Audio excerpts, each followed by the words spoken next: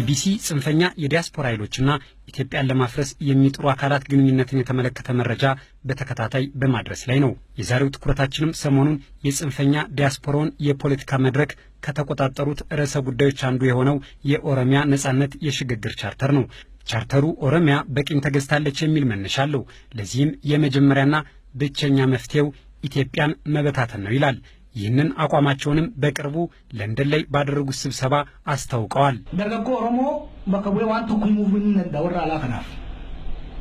የኦሮሞ ወጣቶችን ወኪዬ ለውጭ ሰዎች የማስተላለፈው መልእክት አለ።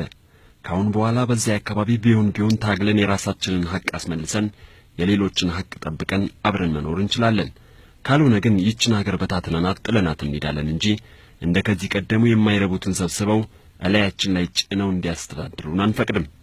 ከሌሎች ኢትዮጵያን ጋር ተጋብቶና ተዋልዶ እንዲሁም በጉድፍቻ ሞጋሳ ሃርማ ሆዳና በሌሎች ባህላዊ ሴቶች ኦሮሞ ያልሆነን ሰው ጭምር የሚያቅፍ ስርዓት ላለው የኦሮሞ ሕዝብ ሐሳቡ ይመጥናል?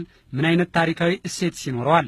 ዓለም ወደ አንድ መንደር እየመጣች ሀገራትም በማህበራዊ ኢኮኖሚያዊና ፖለቲካዊ ጉዳዮች እየተዋሃዱ ባለበት በዚህ ዘመን ለዘመናት ከሌላው ኢትዮጵያዊ ጋር በመፈቃቀር የኖረውን ሕዝብ ለመለያየት መሞከርስ ትርፉ ምንድን ነው?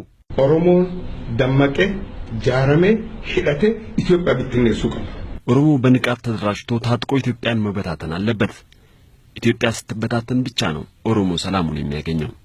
ወደዳችሁም ጠላችሁም የፈለጋችሁ ምኒልክ ቤተ መንግስት ግቡ፣ እኛ ጫካ ውስጥ ነው የምንቆየው። አንድን ማህበረሰብ እወክላለሁ የሚል የፖለቲካ አካል ለሚያራምደው አቋምና ዓላማ ተገዥ መሆን የፖለቲካ ሀሁ ነው። እነዚህ ኃይሎች ግን ሲያቀነቅኑት የነበረውን የኦሮሚያ ነጻነት የሽግግር ቻርተር በሌላ መድረክ አናውቀውም ሲሉም ይደመጣሉ። በእኔ በኩል ሽግግር መንግስት ካለ ያው በኢትዮጵያ ውስጥ ነው ሽግግር እየሆነ ያለው እንጂ በኦሮሚያ ውስጥ ተለይቶ የሚደረግ የሽግግር መንግስት እኔ ሰምቼም አላውቅም። በኢትዮጵያ ውስጥ ሌላ መንግስት እያለ በኦሮሚያ ውስጥ የሽግግር መንግስት ይቋቋማል የሚል ሀሳብ ወይም ከሌላ የኢትዮጵያ ክፍሎች ተለይቶ በኦሮሚያ ውስጥ የሽግግር መንግስት ይቋቋማል የሚለው ነገር እኔ አልሰማሁም። በእርግጥ ይሄ የኦሮሚያ ሽግግር መንግስት የሚለው ሀሳብ ተነስቷል። አንተስ በኦሮምኛ የተናገርከው ንግግር ምንድን ነው ጆሃር? የለም አልተነሳም። ታዲያ ለራሳቸው አቋም ያልታመኑ እነዚህ ኃይሎች እንዴት ሰፊውን የኦሮሞ ሕዝብ ጥቅም ሊያስከብሩ ይችላሉ? ይህ ሁኔታ እነዚህ ኃይሎች ተቋማዊ አደረጃጀትና ቅርጽ እንደሌላቸው፣ ከዚህም የከፋው ደግሞ ምንም አይነት ህዝባዊ መሰረት የሌላቸው መሆኑ ማሳያ ነው። ለዚህ አስረጃ የሚሆነው ደግሞ የሽግግር መንግስት ቻርተር ሐሳብ ይፋ ከሆነ ወዲህ እየተሰጡ ያሉ አስተያየቶች ናቸው። ጠቃሚ በሆኑ ብሔራዊ አጀንዳዎች ማለትም ይህን በመሰለ ጉዳይ ስንወያይ የሂደቱ ትክክለኛነት ከውጤቱ እኩል ዋጋ አለው። ሁሉንም የህብረተሰብ ክፍል ያካተተና ባለድርሻ አካላት አጀንዳው እንዲዳብር መሳተፍ አለባቸው። አሊያ ግን ውጤት አይኖረውም። በመሆኑም ጉዳዩ ያሳስበናል። በሰነዱ ውስጥ ያሉ ሐሳቦች የብሔር ብሔረሰቦችን አብሮ መኖርና አጋርነት አደጋ ላይ የሚጥሉ ናቸው። እንዲሁም ሌሎች ኢትዮጵያውያንን የሚያገል ነው።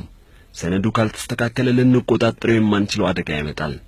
ስለዚህ ሁሉንም ህብረተሰብ ያካተተና ወካይ የሆነ ከሌሎች ኢትዮጵያውያን ጋር ተባብሮ መኖርን ግምት ውስጥ ያስገባ መሆን አለበት። እርስ በርሱ የሚቃረን በአንድ መድረክ የተናገሩትን በሌላ መድረክ መካድና ያቋም መወላወል ምን ያህል ያራምዳል? ኢቢሲም በጉዳዩ ላይ ተከታታይ መረጃዎችን ለህዝብ ማድረሱን ይቀጥላል።